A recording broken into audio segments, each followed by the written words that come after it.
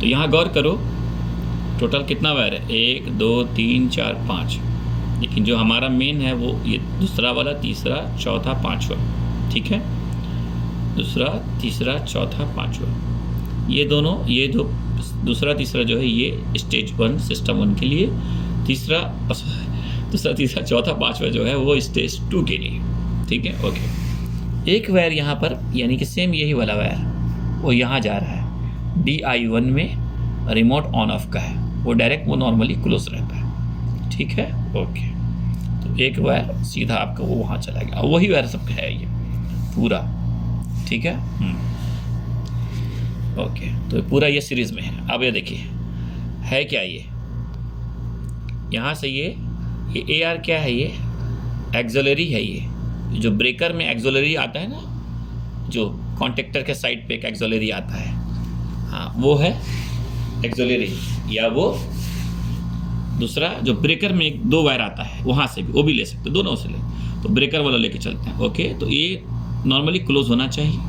तो यहाँ से 15 नंबर इंटर किया, एक ही लाइन याद रखना, सीधा एकदम सिंपल लाइन समझना, यहाँ पर आया, ये अभी क्या है, ये NO है, ओके NO है, लेकिन जब नॉर्मली ये क्लोज होना चाहिए, प्रॉब्लम होगा तब NO होगा। सीधा आगे बढ़ा, आगे गया यहाँ पर 26, यहाँ पर क्या है, OPS ऑयल प्रेशर स्विच है, नॉर्मली जामिल यूज़ नहीं करता है, स्क्रॉल कंप्रेसर में नहीं यूज़ करता है, लेकिन अगर है और नहीं है तो जंपर 5 को हटाना है, और है तो यहाँ जो 15 नंबर आया, ब्रेकर का 2 वायर जो नॉर्मली ओपन क्लोज होता है, तो क्लोज पॉइंट से ब्रेकर का एक वायर यहाँ लगा और दूसरा वायर यहाँ लग गया।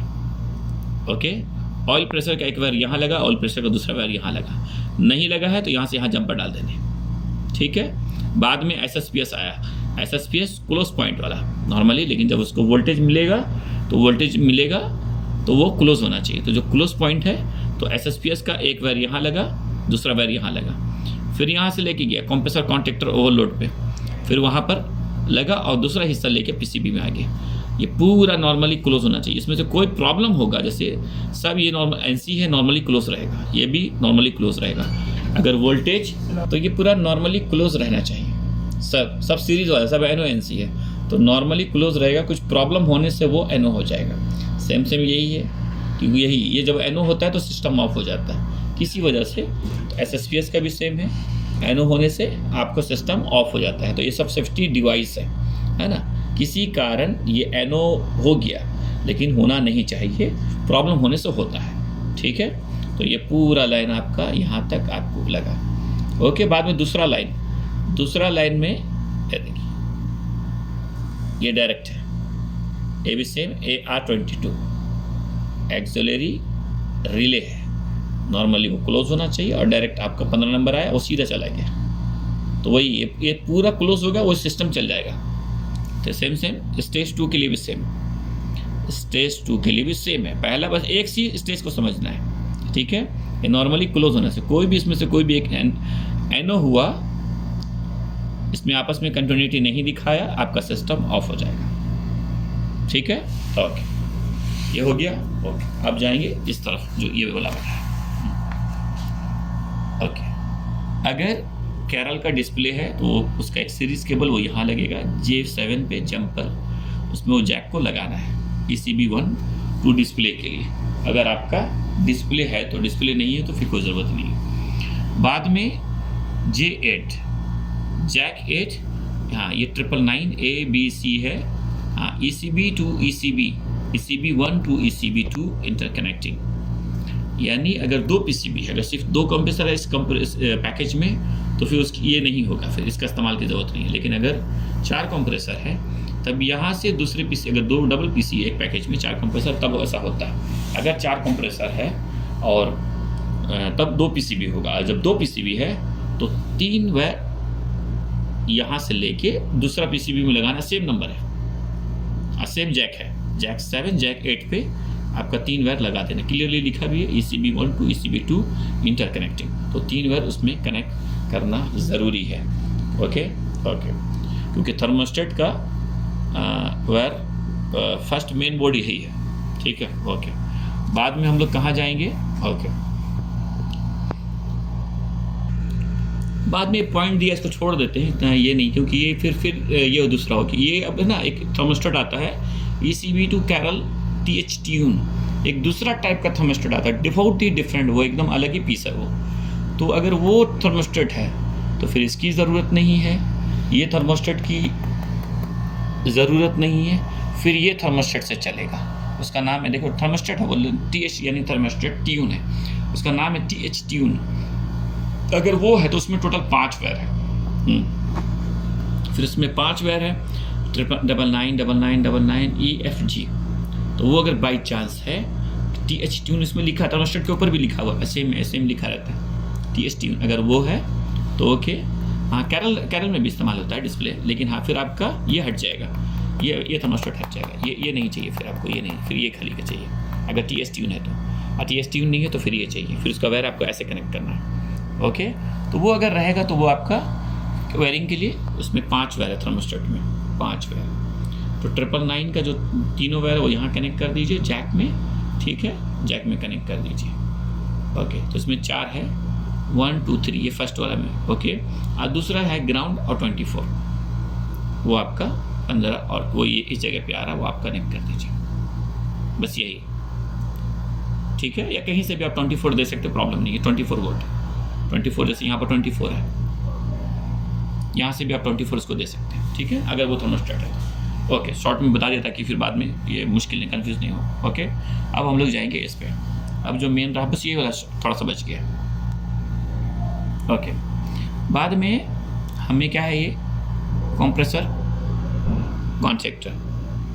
कंप्रेसर कॉन्ट्रैक्टर का जाहिर है कोयल में दो वायर चाहिए, तो एक वायर न्यूट्रल में जाएगा, यानी जामिल का जो न्यूट्रल मैंने पहले कई बार बोला है वो नंबर 2 है, और दूसरा वायर PCB में चला गया NO1 में, ठीक है, NO1 में चला गया। बाद में ये क्या है, PDS pump down solenoid 1 stage 1 का, उसमें भी सेम 2 वायर है, एक डायरेक्ट न्यूट्रल में चला गया और दूसरा वाला NO2 है, ठीक है, ओके, ये हो गया। बाद में C1 सेम जैक में C1 लिखा हुआ है,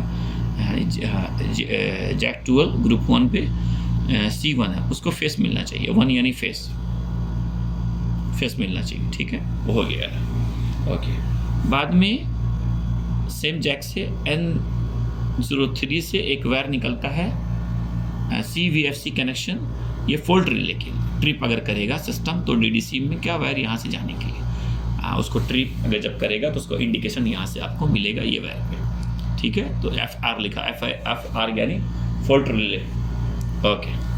सेम आपका दूसरा स्टेज में जाएंगे, ठीक है, CC2 कंप्रेसर कॉन्ट्रैक्टर 2 N05, एक वायर वहाँ से निकल के कंप्रेसर कॉन्ट्रैक्टर में चला गया, कोयल के पहचान है, और दूसरा वाला जो है ये आपका 2 में चला गया, ठीक है, 2 यानी neutral line. Pump down solenoid 2 N06 में है, दूसरा वाला आपका न्यूट्रल, वही न्यूट्रल में चला गया, ठीक है, ओके। बाद में आपका ये फोल्ट रिले के लिए N07, वो यहाँ से लेके FR है, ओके, ये हो गया, ओके।